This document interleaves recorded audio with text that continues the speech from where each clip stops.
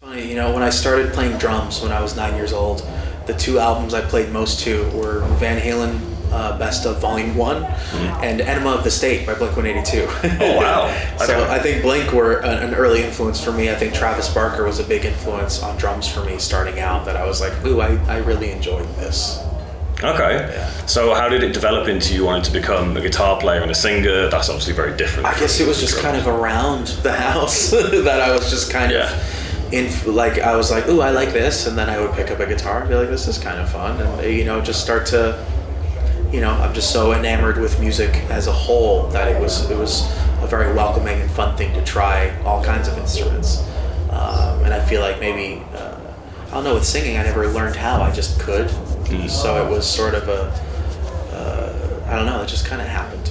Okay. It's a bit of a dumb question because obviously you come from quite a musical family.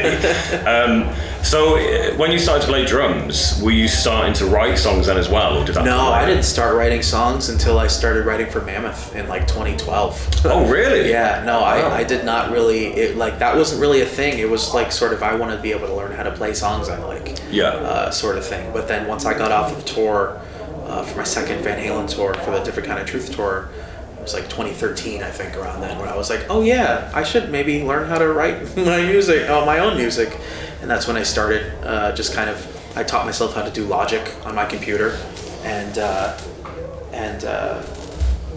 from there I ended up writing the idea, which became the song Mammoth on the first album.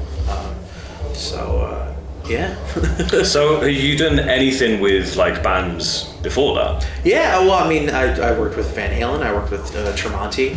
I had a band in middle school where we would write stuff together, but I didn't really take it seriously until as my own songwriter rather than trying to kind of collaborate until Mammoth. Playing drums? Yeah, Travis starting up with my uncle as well. Yeah. But Danny Carey really was a huge Nice. When I started listening to Tool.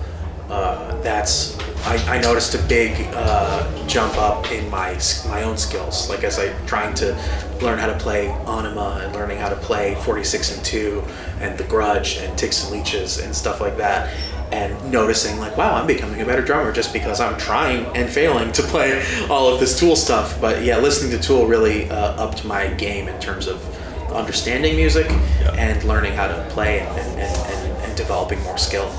Yeah, I think if you start out with someone like Danny Carey of Tool, that's kind of starting to learn math by looking at Einstein, Exactly. Yeah. Well, then that led into my adoration of Meshuggah. That's math. It's but math. As a drummer, there's nothing more fun than listening to Meshuggah and trying to figure out the rhythm, and the polyrhythm that's happening and stuff like that. I don't know, I just enjoy that a lot. So if when you're writing songs, do you already hear the drums in your head as well, or do you just leave that? That just sort of comes with it. I feel it starts with a riff on guitar or something, and I'll make a demo and I'll make very, very just vanilla drums, very boring, because I know that once I get in the studio, I don't want to get married to anything on the demo, so it's in the studio, that's when I really write my stuff out, and I feel maybe my skill is at a point where I can kind of wing it while we're recording it and have it be a good part.